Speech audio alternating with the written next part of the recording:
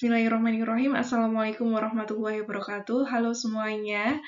Hari ini kita ketemu di pengantar manajemen pertemuan ke-8. Kita akan berdiskusi banyak mengenai mendesain struktur organisasi. Struktur organisasi itu seperti apa dan bentuknya itu seperti apa desainnya gitu ya. Oke, kita langsung aja mulai ke slide selanjutnya. Kita mulai dengan definisi-definisi terlebih dahulu yang ada di organizing atau mengorganisasi, seperti itu ya. Karena bab ini kan ngomongin tentang desain struktur organisasi. Organizing itu apa sih? Organizing itu adalah fungsi manajemen yang melibatkan, mengatur, dan menyusun pekerjaan untuk mencapai tujuan organisasi. Jadi ketika ada bagian gitu ya setelah planning gitu kan. Nah, setelah planning apa yang terjadi? Setelah direncanakan, kemudian di-organizing. Organizing itu adalah melibatkan, mengatur, menyusun pekerjaan untuk mencapai tujuan. Jadi nggak cuma planning aja berhenti, tapi juga setelah itu organizing. Gitu ya. Nah, di dalam organizing ini salah satunya kita akan membahas tentang struktur organisasi. Mungkin rekan-rekan di sini udah sering melihat struktur organisasi di kemahasiswaan atau dimanapun gitu ya. Struktur organisasi juga ada di perusahaan-perusahaan. Struktur organisasi itu definisinya adalah pengaturan formal pekerjaan dalam sebuah organisasi. Jadi diatur secara formal tentang pekerjaan-pekerjaannya. Kalau di organisasi kemahasiswaan itu ada ketua, kemudian ada ketua divisi gitu ya. Di pekerjaan juga ada seperti itu, tapi namanya mungkin berbeda, bukan ketua, bukan divisi-divisi gitu ya, seperti yang ada di organisasi kemahasiswaan, tapi sesuai dengan kebutuhan apa yang ada di perusahaan itu. Selain struktur organisasi, di organizing ini, di tahap organizing ini, itu ada yang namanya bagan organisasi gitu ya. Organization chart kayak gitu. Itu adalah representasi visual dari sebuah struktur organisasi. Jadi biasanya itu kan dikasih bagan-bagan gitu ya, ketua di atas, terus nanti ada tanda panah ke bawah, ada sekretaris, ada bendahara, nanti di bawahnya ketua, nanti ada divisi-divisi gitu kan, dan lain sebagainya. Itu adalah gambaran visual seperti itu, namanya adalah bagan organisasi. Gitu kan, nanti ada contohnya tuh bagan habis ini, insya Allah slide-nya. Berikutnya adalah tentang desain organisasi. Desain organisasi itu definisinya apa? Yaitu membuat atau mengubah struktur organisasi. Jadi mendesain itu adalah membuat atau mengubah struktur organisasi yang ada atau yang belum ada gitu. Kalau udah ada berarti diubah, kalau belum ada berarti dibuat. Seperti itu. Selanjutnya adalah spesialisasi pekerjaan. Jadi di dalam organizing ini biasanya ada spesialisasi pekerjaan. Dibagi-bagi, dispesialisasikan. Spesialisasi pekerjaan itu definisinya adalah membagi aktivitas kerja menjadi pekerjaan-pekerjaan tugas yang terpisah. Ada yang dispesialisasikan di marketing, ada yang dispesialisasikan di finance, ada yang dispesialisasikan di HR gitu ya, dan lain sebagainya gitu. Berikutnya adalah departementalisasi. Departementalisasi namanya aja dari departemen, gitu, terus kemudian departementalisasi gitu ya. Departementalisasi itu apa sih? Itu adalah dasar pengelompokan pekerjaan bersama. Adalah departementalisasi. Ini contoh dari bagan organisasi. Ini menurut fungsinya. Jadi ini functional departmentalization. Jadi ini berdasarkan fungsi-fungsinya. Ini misalnya ada plan manager gitu. Di bawahnya itu membawahi beberapa departemen yang ada fungsi-fungsinya. Misalnya di bawahnya itu ada manager engineering. Oke, udah pasti itu ngomongin tentang mesin-mesin, teknik kayak gitu ya. Terus kemudian di bawahnya juga ada manajer accounting, berarti fungsinya untuk hitung-hitungan gitu kan, uang masuk, uang keluar, dan lain sebagainya gitu kan. Di bawahnya lagi ada manajer manufacturing, berarti ini fungsinya adalah tentang pabrik-pabrik gitu ya, memabrikkan gitu, mulai dari input sampai jadi output gitu kan. Ini karena fungsional berarti fungsinya seperti itu. Kemudian fungsinya ada manajer HR, berarti fungsinya itu adalah mengurusin tentang orang-orang, kayak gitu kan, karyawan-karyawan yang ada di situ itu. Nah, terus ada juga manajer purchasing, manajer pembelian ya, dia bagian pembelian gitu ya, kulaan dan lain sebagainya kayak gitu. Nah, kayak gitu itu adalah berdasarkan functional departmentalization, berarti berdasarkan fungsinya. Fungsinya untuk engine, untuk accounting, untuk manufacturing, untuk HR, untuk purchasing, kayak gitu. Nah, itu berdasarkan fungsinya. Kita lihat contoh yang lain. Contoh yang lain adalah geographical departmentalization. Berarti ini namanya aja geografis, berarti ini ngomongin tentang kewilayahan. Jadi departementalisasi berdasarkan wilayah-wilayahnya. Misalnya ini ada Vice President for Sales, wakil presiden dalam penjualan kayak gitu ya. Di bawahnya itu membawahi Sales Director Western Region gitu ya. Jadi dia membawahi direktur penjualan di bagian barat gitu ya. Terus kemudian ada Sales Director Southern Region, berarti dia membawahi Southern daerah selatan-selatan kayak gitu kan. Terus dia membawahi juga Sales Director Midwestern Region, berarti dia membawahi kawasan-kawasan di Midwestern kayak gitu. Dan selanjutnya, jadi namanya geographical departmentalization, berarti ini departemen berdasarkan wilayah-wilayahnya. Berikutnya adalah product departmentalization, berdasarkan produknya. Jadi dia departementalisasi berdasarkan produk-produknya. Misalnya ini ada perusahaan namanya Bombardier Ltd gitu ya, ada divisinya gitu ya, departemennya itu ada Mass Transit Sector, di bawahnya lagi ada Mass Transit Division, ada yang Rotex, terus ada di bawahnya lagi ada Recreational Product, ada Logistic Equipment Division, ada Industrial, ada Bombardier Rostock. Jadi ini udah macem-macem kayak gitu. Jadi ada divisi rekreasional, divisi logistik, kayak gitu kan. Nah, ini berdasarkan produknya. Jadi kalau misalnya mau bangun produk, itu berdasarkan produknya itu. Butuhnya apa? Kayak gitu. Nah, butuh produknya itu apa? Nah, ini berdasarkan itu, product departmentalization. Berikutnya itu adalah contoh bagian organisasi yang dia itu departementalisasinya berdasarkan proses. Namanya adalah proses decentralization.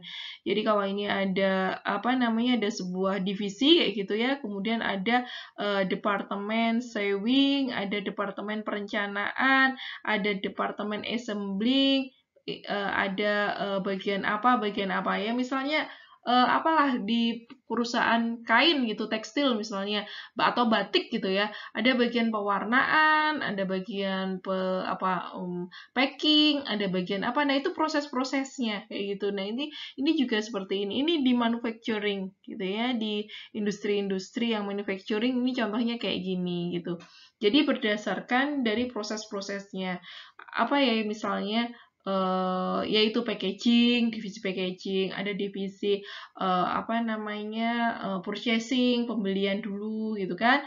Terus ada divisi pewarnaan gitu ya. Ada divisi apa, Nah, pokoknya yang ada di proses-prosesnya itu. Berikutnya ini adalah departementalisasi berdasarkan customer, jadi berdasarkan pelanggannya, kayak gitu. Nah, ini misalnya ada Director of Sales, Direktur penjualan gitu ya. Nanti di bawahnya itu ada Manager Retail, Manager Wholesale, Manager Government Account, kayak gitu ya. Yang retail yang dia bahas tentang atau bahas istilahnya menangani gitu ya tentang retailnya gitu. Kalau wholesale gitu ya, ya dia akan ngomongin tentang wholesale-nya kayak gitu. Kalau dia ngomongin tentang government account, ya dia lebih menangani government account juga gitu. Jadi dia berorientasi pada customer. Berikutnya dalam organizing itu ada yang namanya chain of command.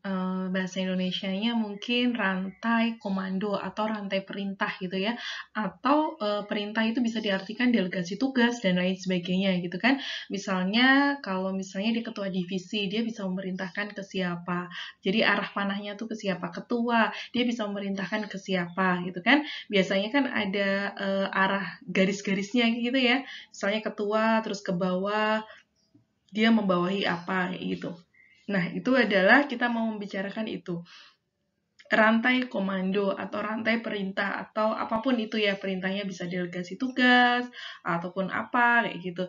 Nah, ini chain of command kalau misalnya dalam definisi gitu ya, dalam bahasa Indonesia itu diartikan sebagai garis wewenang yang terbentang dari tingkat organisasi atas ke tingkat bawah yang menjelaskan siapa melapor ke siapa kayak gitu. Jadi dia harus melapor ke siapa itu kan ada panahnya gitu ya, misalnya dari bawahan ke atasan. Nah, melapor itu ke atasannya langsung gitu. Jadi dia bertanggung jawab pada atasannya langsung, tidak bertanggung jawab pada atasan-atasan yang lain meskipun itu letaknya di atas kayak gitu.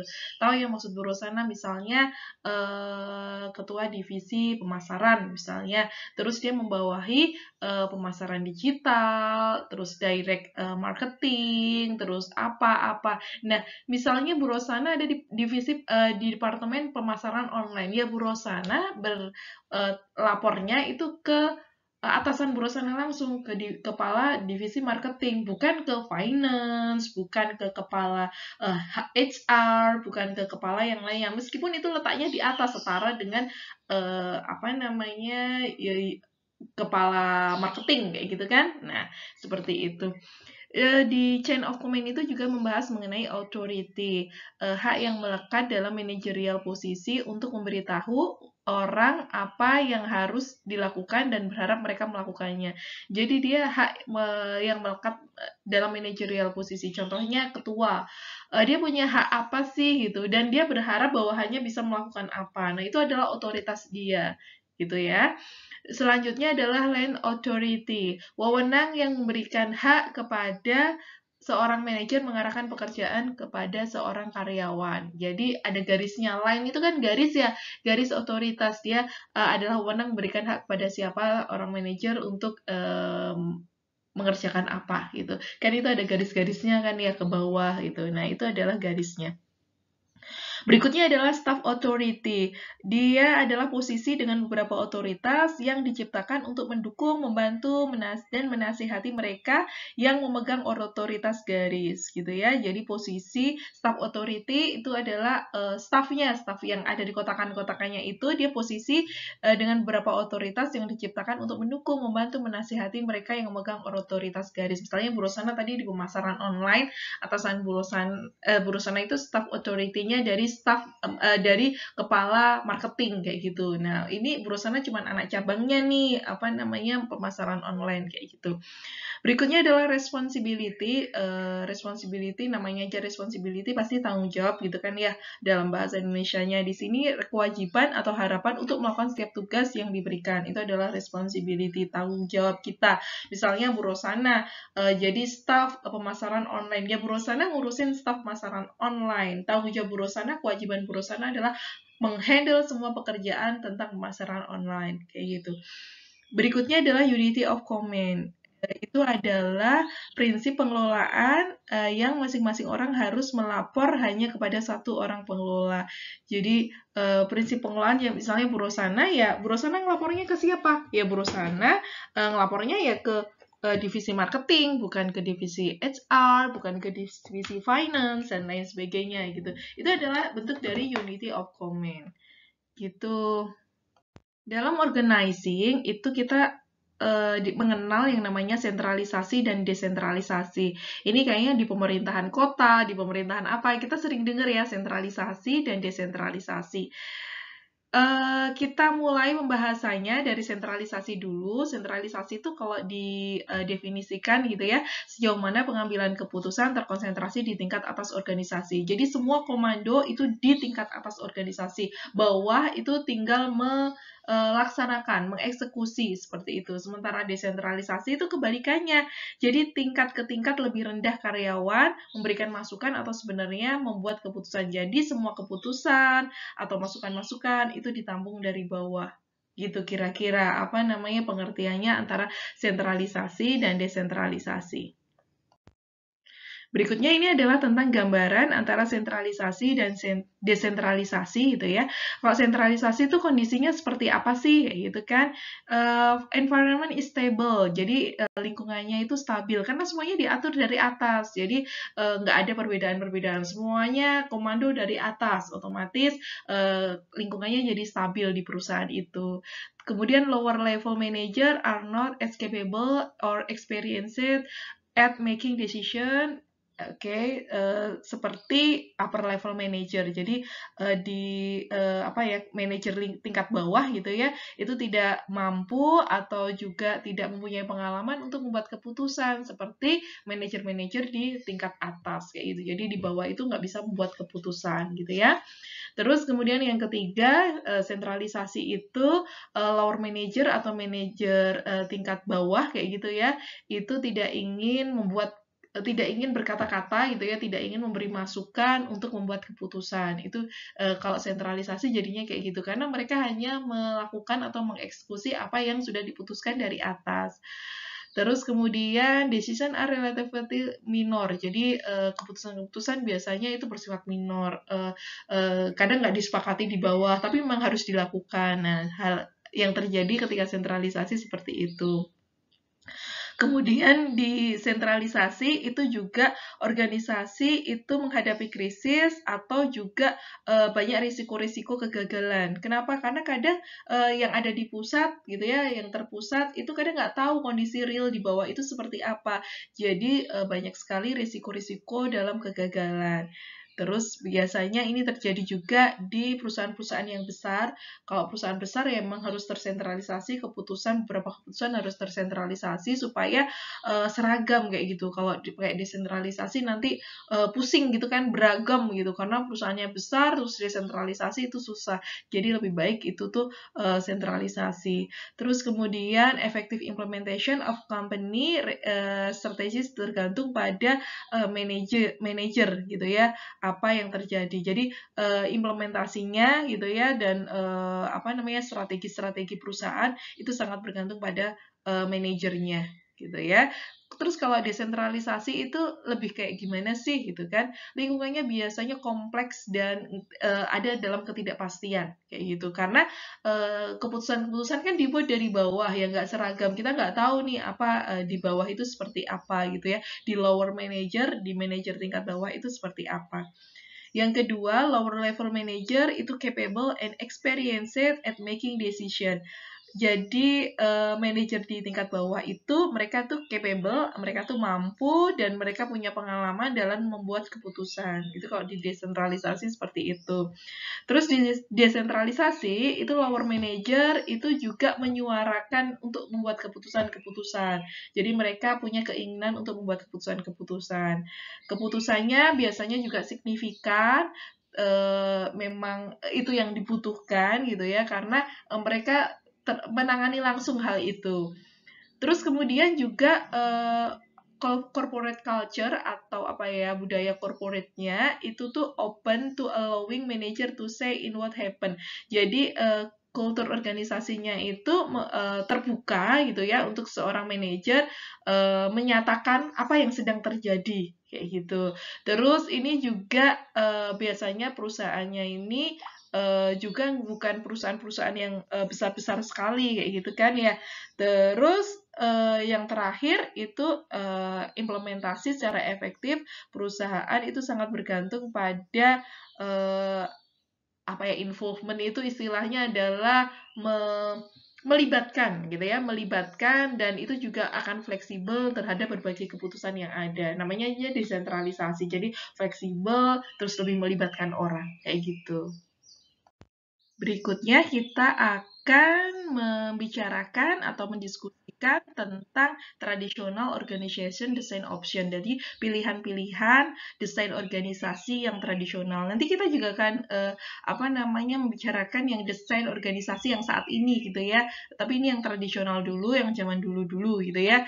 Nah, ini ada simple structure. Itu adalah sebuah desain organisasi dengan sedikit departementalisasi, rentang yang luas kayak gitu, otoritas terpusat dan sedikit formalisasi. Itu namanya simple structure. Jadi simple gitu ya, strukturnya tuh simple.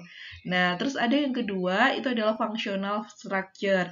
Jadi ini adalah sebuah desain organisasi yang mengelompokkan bersama-sama pekerjaan yang serupa atau terkait dan terspesialisasi. Jadi strukturnya itu berdasarkan fungsi-fungsi. Kayaknya tadi kita udah ini deh, udah belajar tentang ini yang bentuk-bentuknya itu loh tadi yang berdasarkan fungsi gitu-gitu kan ya di slide-slide atas.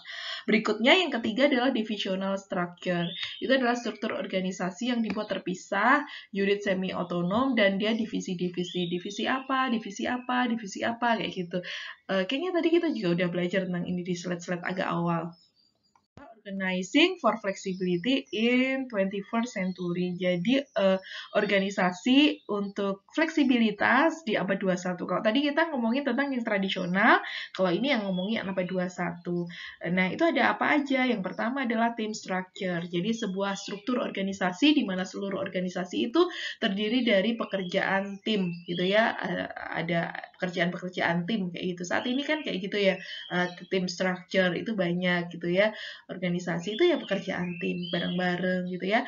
Yang kedua adalah matrix structure. Ini struktur organisasi yang menugaskan spesialis dari fungsional yang berbeda departemen untuk bekerja pada satu atau lebih proyek. Jadi dia ada matriknya gitu. Misalnya ini nih di divisi marketing ya, marketing ada finance-nya, ada apanya HR-nya, ada apanya kayak gitu-gitu, ada kayak gitunya gitu. Yang mengurusi tentang keuangannya di divisi marketing ada sendiri gitu ya, yang mengurusi tentang HR-nya di marketing ada sendiri kayak gitu dan lain sebagainya. Itu namanya matrix structure. Nah, kemudian berikutnya adalah project structure. Nah, ini per project nih. Kalau sekali project itu ada strukturnya kayak gitu. Jadi ini sebuah struktur organisasi di mana karyawan terus bekerja dalam sebuah proyek itu. Jadi kita tergabung dalam sebuah proyek kayak gitu. Dalam sebuah proyek, nah itu bekerja bersama-sama. Jadi pekerjaannya itu per project. Jadi sekarang tuh lebih macam-macam. Ada tim structure, ada metric, ada project gitu. Karena ada pekerjaan-pekerjaan yang per project kayak gitu. Ya, selanjutnya kita ke Q&A. Kita lanjutkan tanya jawabnya di forum kelas, forum offline.